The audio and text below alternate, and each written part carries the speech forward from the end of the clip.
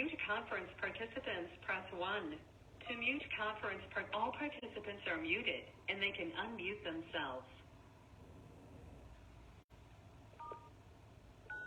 To start conference recording, press 1. To return to the conference, press star. The recording has started. Please note that your storage is almost full. Please log in and delete recordings or purchase more storage from your account. Okay, hi everyone. It's a real great pleasure to be here together today, especially to announce that Sparks, the organization that is hosting this event, is now offering new amazing services for moms who are eligible. If your children have New York Medicare, and even if they don't, Sparks will help you get it and find out which services that you can get. Services include even helping moms in the house with house cleaning, cooking, shopping, babysitting, and more. I mean, I can't tell you how happy I'm about this. It's just incredible. I congratulate Sparks for all the amazing work that they do. So, now let's transition. Wow, what we've been going through. Let me tell you, first, like I always say, we need like a PhD in not only juggling our life, but a PhD, with the coping skills of helping us transition from everything that we are involved in. And transitioning is something that if we really get to know better, we'll be able to benefit tremendously in our lives. Wow, we were going from the past few years from what was somewhat normal to a new norm, and then we are trying to get back to the somewhat normal. I don't know if it ever was normal, honestly, but it's just been one transition after another. So I think this is an incredible topic to talk about. Yes, transition is when we go from one place to another place, but it also includes not just changing maybe states, but really changing our state of mind from having dealt with something challenging, to getting recalibrated and ready for the new, moment in time where we have to put on a different hat and manage our emotions and manage what just happened to us after we've gotten really maybe jolted from what just may have happened to us. So, we can really learn a lot from even the process of what happens to our own very eyes. Our eyes are programmed to meld two consecutive and successive images into one. And our eyes do this because the eye retains images slightly longer than they are really exposed to. And in a way, this is a very big blessing, of course, in disguise. This same phenomena is created for the illusion that's happening of motion in a movie. So we see in our life what just happened to us is kind of still staying with us, physically, literally, but also emotionally. What just happened to us is lingering, and yet we're expected to go from one place to the next as if that incident of what just happened never happened. Things are happening in our life so quickly that we barely have a chance to acclimate and properly prepare to transition between one reel of an event and to the next. And it seems like at every corner, 24/7 plus, we are on call to transition.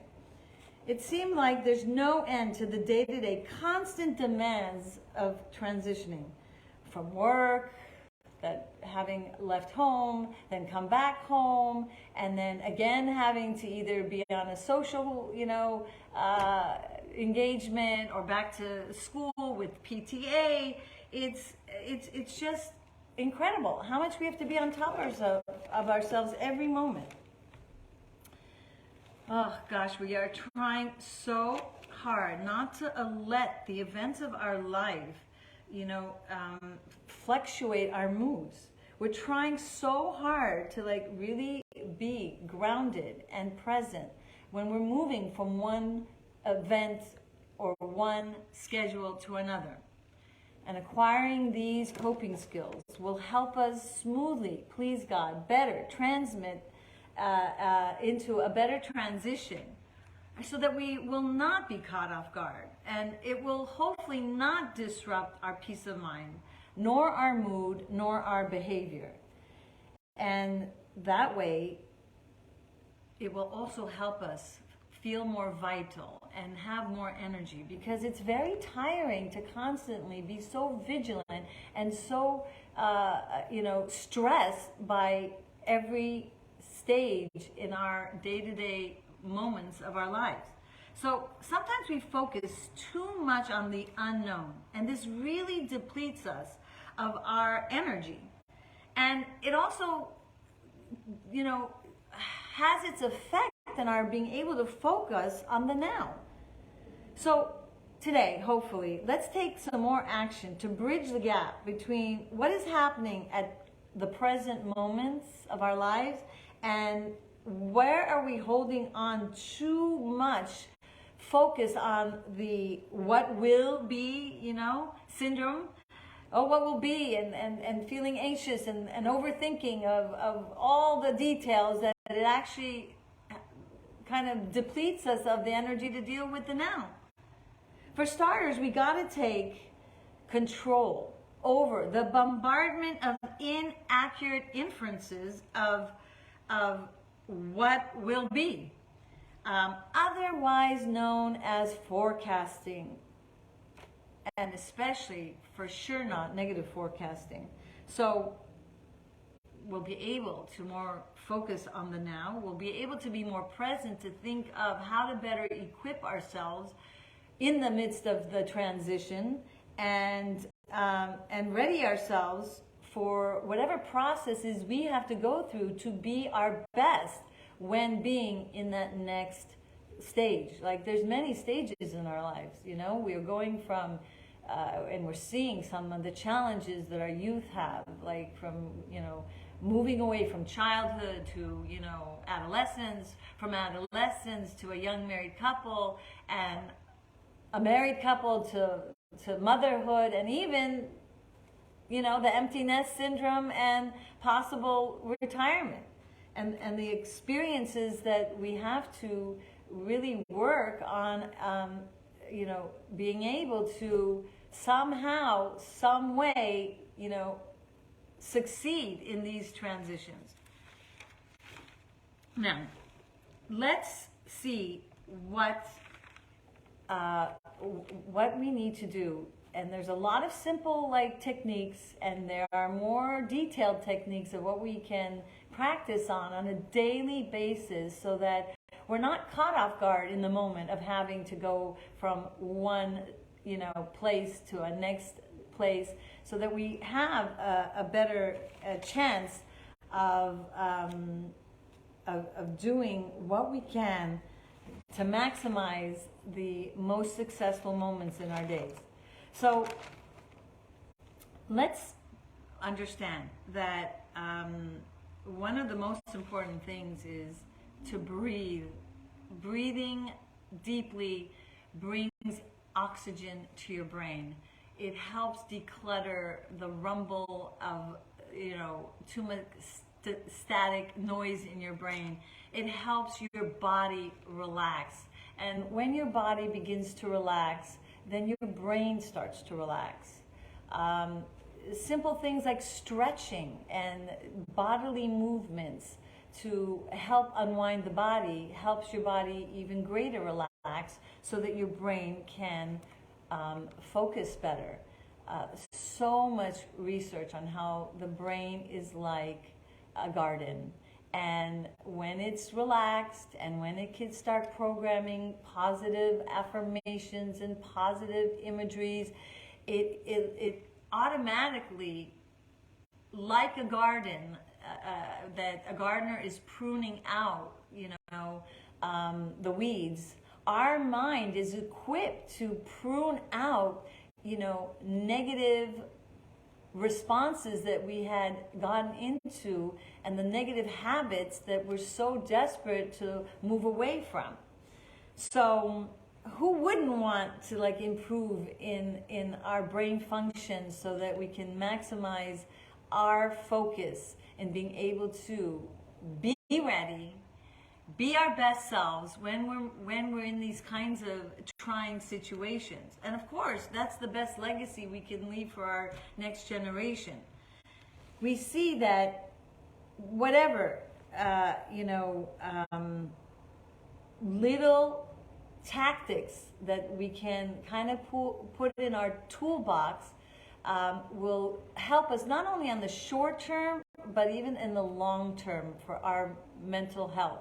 So much research has been stated again and again in many different journals. One that was from Harvard University showing how deep breathing and meditation helps the actual mass size of the cortex lining to thicken. It has shown to create better cell communication between the mind and the heart. And it has shown also that there were really less empty spaces in the grooves of the brain that made for less anxiety and less depression and less mood disorders of all sorts of challenges that people have. And long term, they show that people who do this type of brain training really, they've seen a decrease in all kinds of aging of the mind problems like Alzheimer's and dementia. So, sometimes, a person doesn't even realize how unused their brain is. Because science does show that up to an age of 26 about, the brain is reaching its maximum potential. And after that, the research shows that the declination of the mind starts to happen. Unless a person is actively using their mind to program positivity and to program, like a garden, the seeds of positive images and rehearsing like one would rehearse in real life with these images. So one of the techniques I use a lot, and people always ask me, how do you manage with your load? And I say sometimes I just do a power nap, and I close my eyes and I visualize myself resting, and I see myself on a beautiful ocean, on a hammock, and I tell my brain, you're sleeping now, you're getting the nutrients that your brain needs to rejuvenate, to recalibrate. And then if I have a little more time, I'll see the vision of the next place I have to go, and see myself with the energy, see myself on the ball with everything I have to do to not, be mindlessly going from one place to the next, and so that I could be grounded and functioning even in the state of that kind of, SOS need of that little extra sleep. Definitely, I very highly recommend to drink when you are tired, because sometimes you're depleted of energy because you're really dehydrated. By the way, it also will help you, with possible hunger pains, because, the symptoms are the same. But besides for that, you could actually program in your mind, the benefit of drinking while you're drinking the water. Wow, I'm going to get energy, and wow, I'm going to feel satiated, and I'll have the strength to go to the next place that I need to go to. Even just a minimal time there's a book, the 160-second fix. Actually, I learned that in a conference training when I was with Sparks. And Dr. Melrose talks about how in 1 minute, like, the brain starts to change with these kinds of techniques. So we really also have to tackle time management, actually. When you're thinking about only so much time to go from A to location to B location, and to do everything that you need to do requires coping skills of time management, which is a big issue. I mean, there are so many books written about time management. Because this is a key component of our lack of positive integration from point A to point B. Because when you're rushed and your head is all over the place, stressed, and you're in that fight or flight mode, am I going to make the bus? I'm going to get through this traffic, whatever it is. If you don't have enough time, you're just increasing that stress hormone, that cortisol hormone that's just gonna, be so unsettling that you won't really be able to be present in that new point where you have to be. So we have to really designate proper time. It's hard because things come up. All of a sudden this call, all of a sudden you have to deal with that, and you had no idea. One of my one of the ways by which I would make sure that I would get to point A to point B and feel grounded and settled and calm would be really leave even like a half an hour, either whether it's to the airport or whether it's about to teach a class. And I remember my daughter used to always tell me, like, your flight isn't till, or your class isn't till like 6 o'clock. Why are you leaving at 5? And I would say to her, and it's just like a 10 or 15 minute walk, I say, first of all, I might see people on the way. And second of all, like, I really need time, downtime before I start. Take a deep breath, review my notes, be in a calm position, and not like rush in like a whirlwind into what I need to do. And I remember time and time again how useful and helpful it was for me, even though I had a zillion things to do back at home, and that meant maybe I'll have to tackle those things the next day, or maybe I'll have to even do it a little later that night. But the priority was to be present and not be all in a frenzy mode while I'm transitioning from the motherhood to, let's say, the speaker. So there are many questions to ask ourselves why we can't seem to find the time, and why time management is so difficult. Well, first of all, you have to ask yourself, do you need more time? And how is it keeps slipping away? When I was back and forth from Israel to New York, and back then they didn't have those watches, where they had the 2 time zones, and I would by accident sometimes call people the wrong time. So I made it a point to put 2 watches on my hand. I'll remember it again and again as I say this. And people would all over say to me, why do you need 2 watches? And instead of like going into the whole story, I made a joke and said, I need more time. Like, we all need more time. Like, where can we can't even buy it. Like, give it to me. Like, it's really hard. So, well, one of the things that could be happening, and you have to ask these questions to yourself. There's a concept and a phenomenon called solitude phobia. Let me tell you about this problem. It's a problem of having a hard time being with yourself and really then focusing on the things that you need to do so that you won't be in that frenzy state. So you can ask yourself, only you and you yourself can answer it, but think about it. Do you constantly go from place to place because you don't want to be by yourself? Busying and doing more busying things so that you'll be busy? Is it hard for you to be alone with yourself? Is it hard for you to enjoy the silence of using that time efficiently to focus on what needs to be done? Somehow, are you overbooking your calendar in your effort not to be alone? Maybe it's hard for you. Maybe you feel lonely.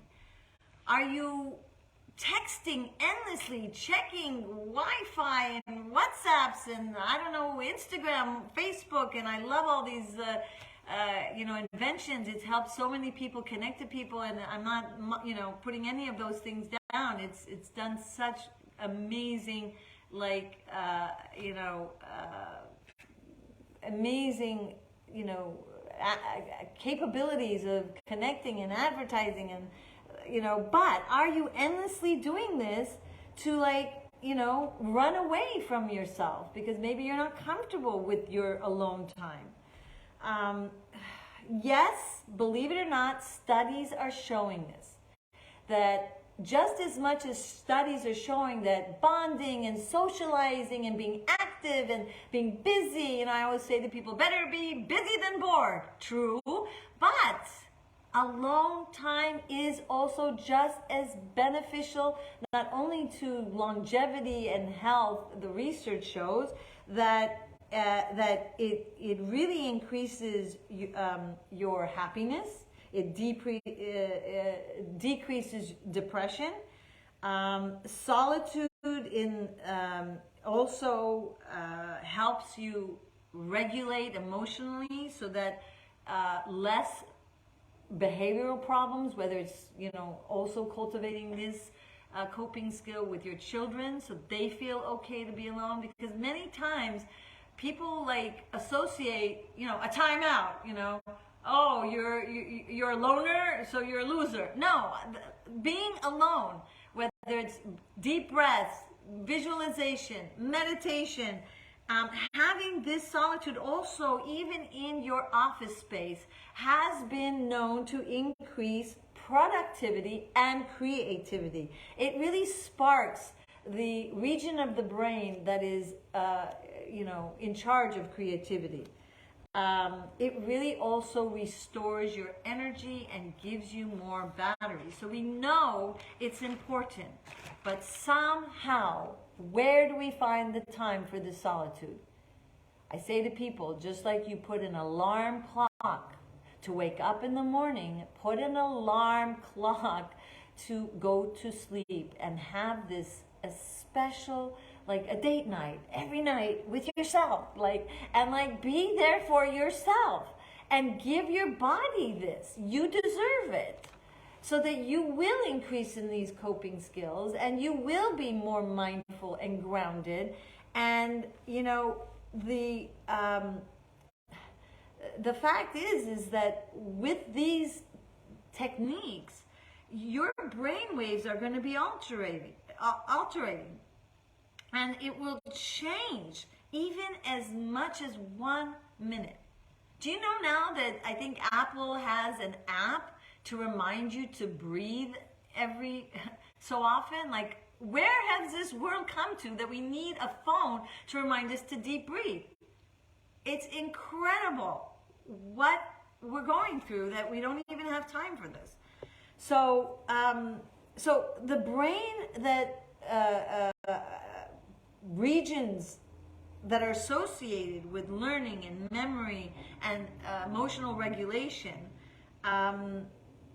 increases when you just even take 1 minute of this date night out with yourself, as it were, and spend the time and be okay with the silence and be okay with not all the background noise and the hustle and the bustle and going from one thing to the next. And this solitude actually helps you really be in tune with what's going on all around you in your life. Sometimes, it's incredible. You can be with people and not be with them because your mind is racing, thinking of whatever zillion to-do lists that you can't even look at in one day. And letting one moment bleed into the next moment, and not to say chicken without your example, but really, it's happening to us. So getting into a routine of really practicing how to transition out of the moments when you need to transition, like in this date night, with yourself. Definitely your self-awareness will increase.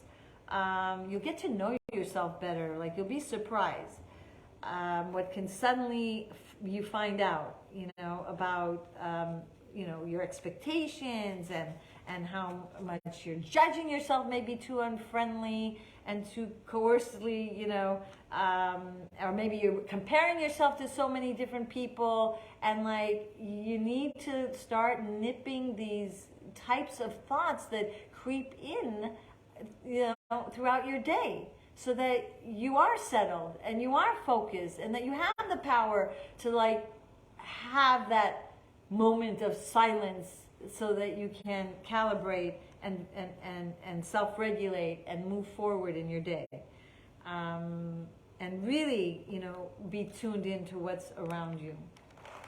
So these are the things you definitely have to avoid. They say, not be hungry, because you'll be hangry and you won't be able to cope with extra stress. Troubleshoot, like, what can you do to avoid the common pitfalls of not having the proper nutrition? Whether it's the night before, or whether, buying a little more expensive, healthier, ready foods that you can have. See what is causing you to zone out when you're in that transition and not coping. And, check what are your bodily symptoms. I was just actually speaking to a client today, and this is like really mindful technique. Like, you need to go from this very chaotic, experience, and now you're supposed to be, with guests, or out on the town on a social event, and they're like, how can I process just what happened? So check your body. Is your face hot? Is your stomach churning? What's going on? Pay attention to your bodily needs. Maybe you are hungry. Maybe you are thirsty. Maybe you just need to take that deep breath and declutter your mind for what happened, and maybe say a mantra like, everything is from Hashem and everything is for the good, and what happened was meant to happen, and I'll really, I'm gonna embrace the feeling I'm feeling right now, but I'm gonna send it off into the deep ocean right now, because I don't need it right now. I accept that I went through what I went through, but I'm not gonna let it be a burden and carry this luggage. I remember being in a foreign country, and back in the days when there was no wheels on on suitcases, and I had to carry 2 huge suitcases in the heat of, I think it was Hawaii, so hot, and coming from a winter place, and had such heavy bags of, I just remind me, I don't want to carry this with me. I just wanted to dump it. I'll get new clothes. I can't. I was just so exhausted and so stressed out because I had located the address of where I had to be, and back in the days we didn't have cell phones, so now I can laugh, but we do that with our daily lives. We carry baggages of what just happened into the next moment, and it's just not good for the whole family. It's just not good for the people around us. Besides that, it's not good for our health. So another thing that's very important is that we got to get over ourselves. We're too self-focused in a way. We're too strict on ourselves. We're constantly having a scoreboard of what we didn't do right and what we could have done, and it's just too much static in our head. We have to take time to deplug from ourselves. And this is one of the best ingredients. Our ego gets the better of us, and it really, kind of gets in the way of what can be a better successful moment in the place that we're supposed to be, at a high functioning as best we can. I tell people, take the time to troubleshoot, get to know yourself, and see, what you can do before jumping, from one thing to the next, and that includes, the idea of like get over yourself that you may need help. That, it's okay. Your children say, oh, can I help you? And, no, I can manage. I'm the martyr. I'm the one that can do it all. No, I don't want to feel inferior to my neighbor because she can't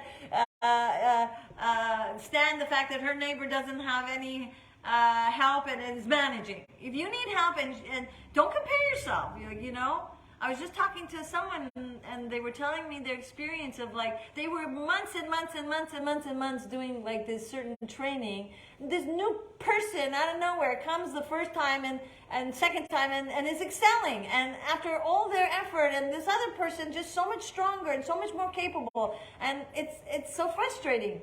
Yeah, people are made different. Some people have like ox-like powers and they can go, and some people are born with not such strength. Know your limits and don't feel ashamed to get the physical help you need.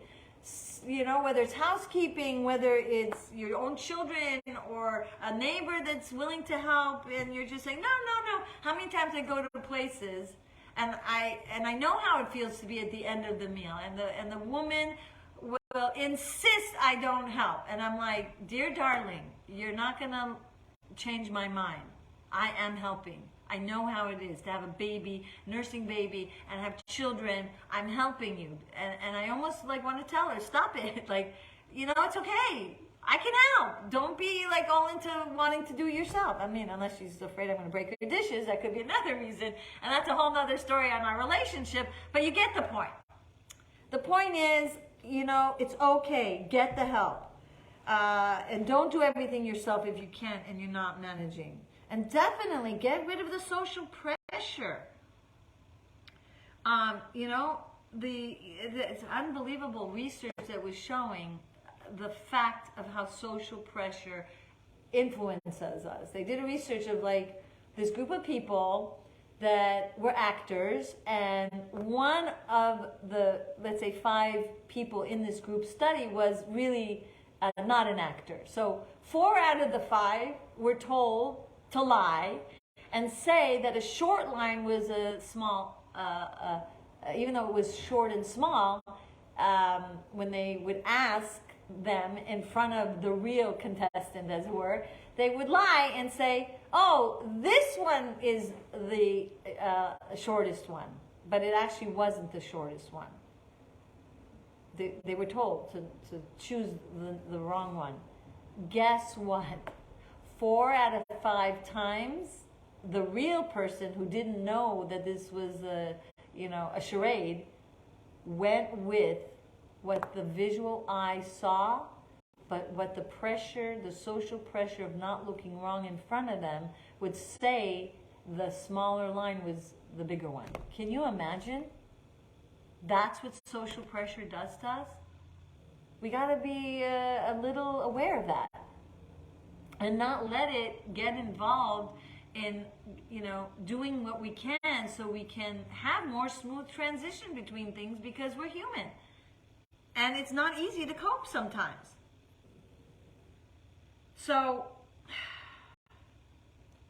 definitely in the category, of course, of time management and everything that we said from above, we also have to take into consideration what we can do to prepare in advance. That includes brainstorming every possible thing that can go wrong or that you could forget, everything that might need attention to that you might not think about it when you are in that stage of being under pressure when that event or circumstance is unfolding. So conflict resolution doesn't only entail looking at what possibly can happen and how you can be better prepared, but also dealing with the people that might be in the presence that might be not so easy to deal with. So you're talking about also emotional preparation, and again, visualizing possible scenarios and tackling how would you handle it in the future. Now, there's what's called recreate history, and this is a tactic that psychologists use that let's say you want to make sure you don't do the same mistakes as before. Like, oh my gosh, you noticed the last time you had Shabbos guests, or the last time you had some kind of function at your home, or I don't know, and whoa, were you not prepared, and whoa, did you let unnerving situations unnerve you, and the list goes on. And okay, we are human, and we're in the process of becoming, and we have to realize the only real mistake in life is that if we don't learn from our mistakes. So, we have to try our best to, troubleshoot of what went wrong, and definitely list things if you can, but also visualize in this recreate history modality and see what went wrong, recreate it as if it didn't go wrong, and train your brain to get to that habit of what you would have liked to experience more successfully in the future. And by the way, this is an incredible modality for healing. I cannot overemphasize it, because the brain does not know the difference between past, present, and future. And the research is going wild out there on how 99.9% of diseases and ailments are all based on, bodily, sensational experiences, somatically from the negative experience. So by you taking the time to do this, not only will it help you in so many ways, but it will help your body unleash and let go, and your brain to get rid of all this cluttered negative memories of what was, and definitely help you have a higher incident of success for the next time around that transition has to take place. Now, let me tell you again, the brain doesn't know the difference between past, present, and future. So if you're doing it now in a visualization, then you're gonna have a fuller brain with the successes, so that the negative habit forming tendencies that you've been wanting to get rid of will become more obsolete. Again, just like a garden, you'll put in more good stuff, more good seeds, then the weeds will prune out. So you doing this as part of a daily routine, I hope, if not minimally, once a week, will go an incredible long way. Now, the next focus that we can, more tackle is, the different stages in our life and the transition. This is not easy. It's been not easy for many people. And we have to really work almost incessantly not to let the good memories of what was not turn into despair, pity, hurt, feelings of missing what was, ruminations of wishing to go back in time. This is so important. Remember the Dvar Torah when Lot was told, and his whole family, don't look back. You're going to become a pillar of salt. Too much looking back and living vicariously too much with the what was is really a recipe for a lot of negative emotions. And I know, like, we're human and it's not easy. And especially transitioning, from, being so active, a more active member of your community, or maybe being more active,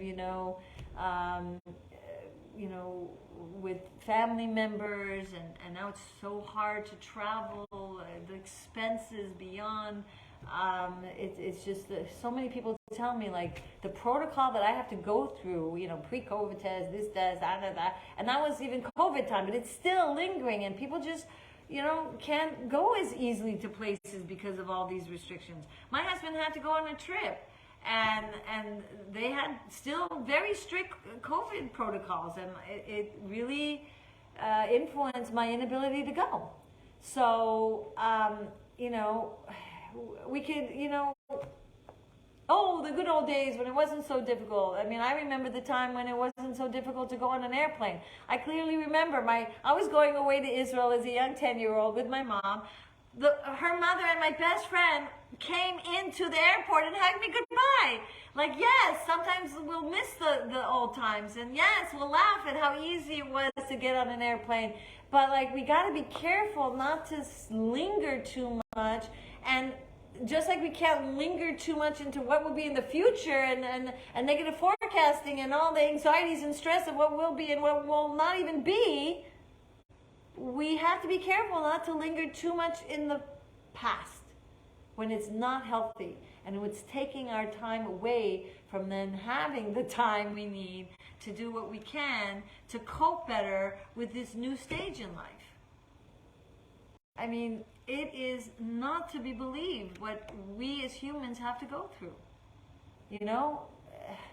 It's 24/7, whether it's, all of a sudden a surprise guest, or all of a sudden an illness, or babies, sleepless nights, and the constant rise of cortisol in our body. So it's imperative that we pay attention to our body, and that we do these kinds of exercises, and that we pay attention to keeping not only the healthy foods in our cabinets, but the healthy thoughts in the cabinets of our brain. Because, you wouldn't invite, hoodlums, knocking at your door to feel comfortable rent-free in your home. So we have to be careful not to let these types of thoughts randomly roam freely, and rent is getting higher these days. So, like, no, it's now a time to say, that's it, Dayenu. I'm really going to take a more active role in keeping my mind healthy in this way, so that I can be a more grounded and more present person, that I can be more self-regulated, so that I can be a more pleasant person to be around. Even just for yourself. Because who do you have to live with most in your own head is you. So I don't know what more I can say to convince you how critical it is to do this. But I do want to say that, I know it's not easy. But I do know, and thank God I've been doing this for 33 years. And I do see incredible, momentous and magnanimous changes in people when they just do this daily, and it's such a phenomena that I know, like, it's out there these days, and I know we got to catch up with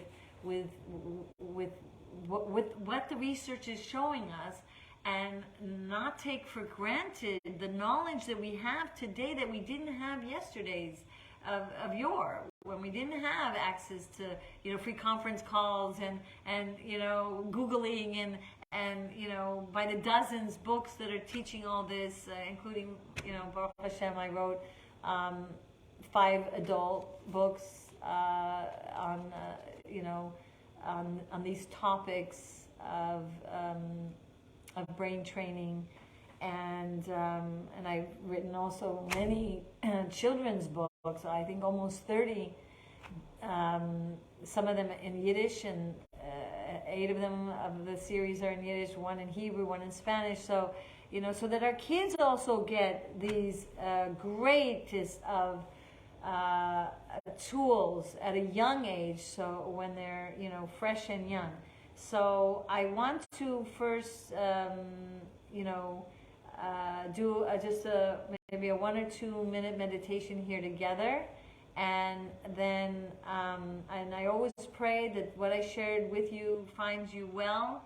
And then we'll have a little moments for question and answer. And I really look forward to hearing good news from you, that you took what I had to say seriously, and that you are taking these simple steps to better cope with transition.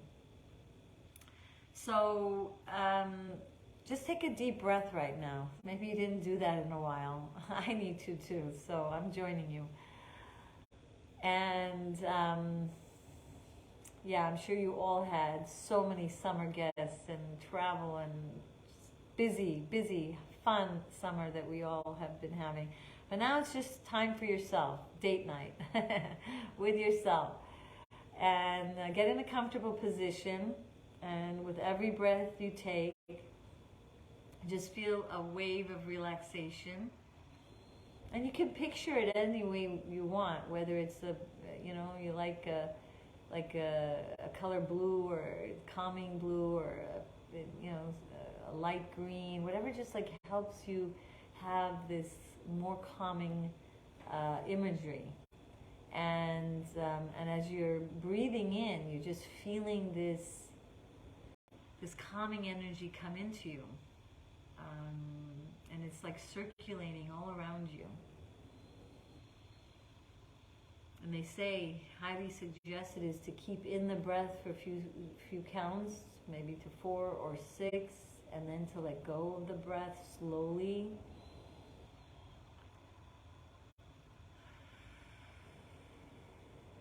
And as you see the color of your choice,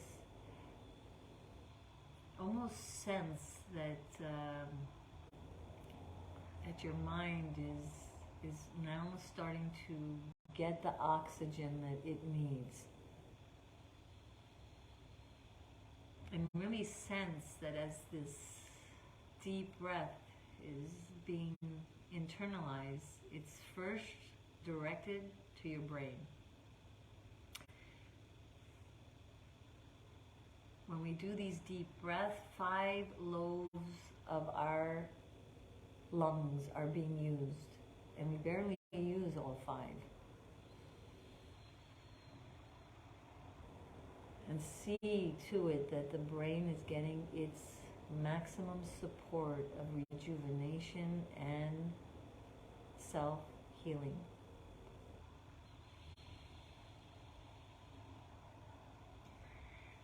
Now I want you to do so and focus this breath to maybe parts of your body that needs a little more relaxation. Typically shoulders, neck, lower back and stomach. Directed to the places you more tend to be stressed, in the particular part of the body that you need help most. And pay attention to the different parts of your body that aren't as stressed. And tell your brain this new oxygen will help it de-stress.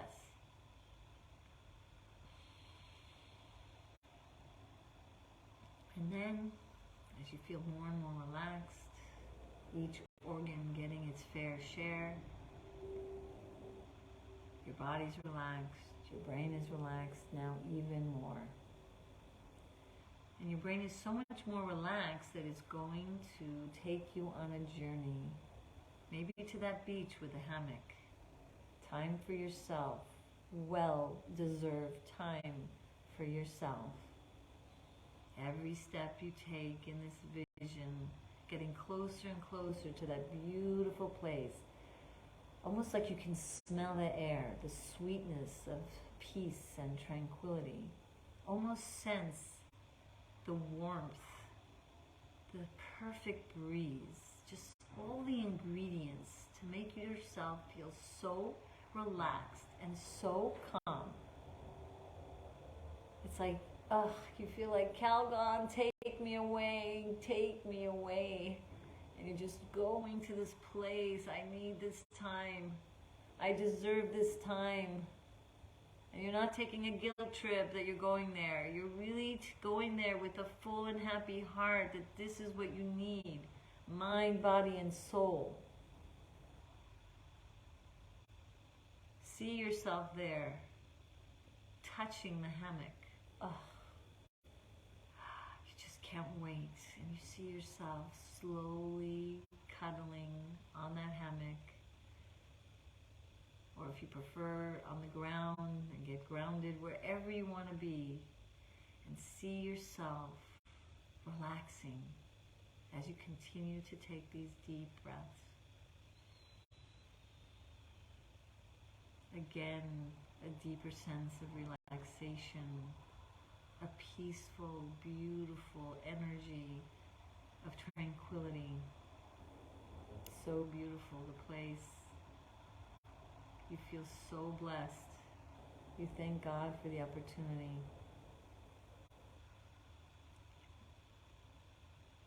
And now, take the time you need. Maybe choose to recreate history now. An event that happened that you weren't so properly prepared. Maybe the transition wasn't so smooth. And here, now, you can think about it. And it feels so good to see it the way you wanted it to be. It makes you happy. You have a smile on your face. It feels good. It's relaxing you, actually. And you're able to drift into a deeper relaxation, knowing now that you recreated in your brain the success that you want to have.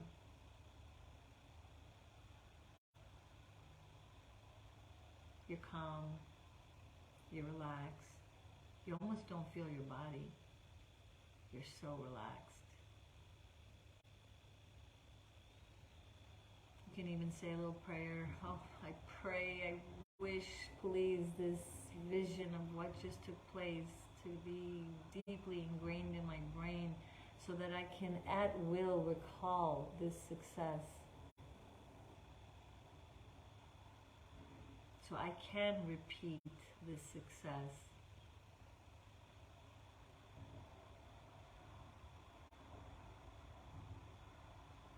Wow. Wow. How rejuvenated you feel. Like as if you've slept for 20 minutes or 8 hours. You get up, rejuvenated, refreshed. You start to feel your body, how strong it feels, how grounded it feels. You march with a victory march, feeling so good about this.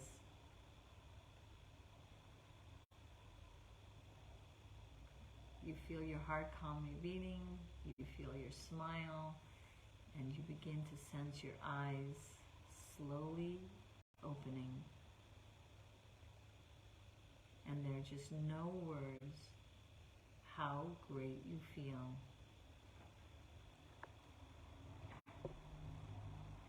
From my heart to your heart, I hope this was helpful.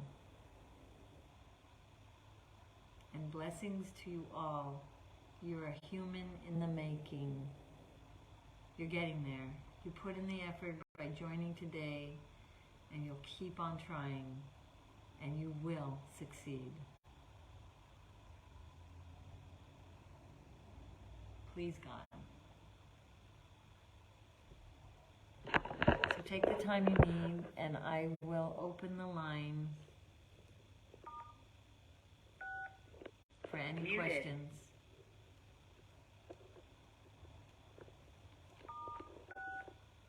Unmuted. So anyone would like to ask a question or any other comments?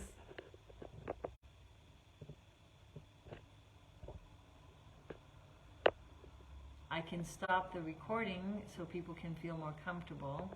So I will sign off here at the conference, but I'll still be on the line if you hear the recording stop.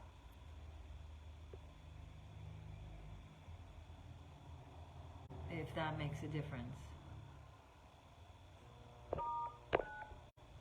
To stop conference recording, press 1. To return to the this session is no longer being recorded. Okay, so feel free. I did unmute you. Where are you? Okay, maybe I said it all. No questions, but let's see here. Anyone out there?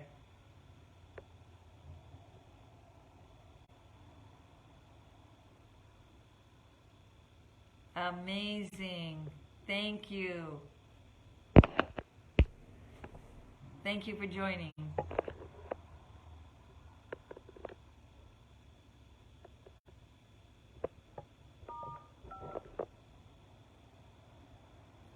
To mute conference participants, press 1.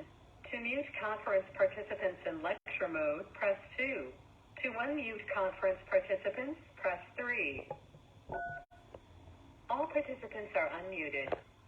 Okay, so I'm trying again. Is there anyone out there that has a question or something to say to add to this conference? You are not being recorded, or at least here on the line.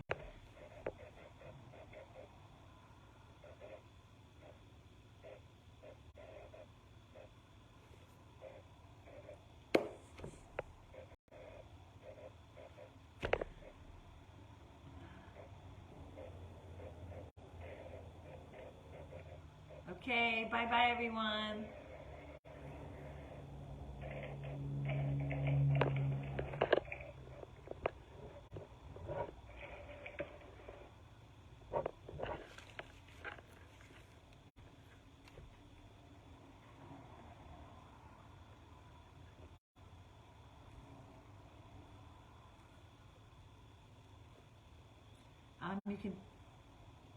You can tell your mom that it said that the recording was full and to try best to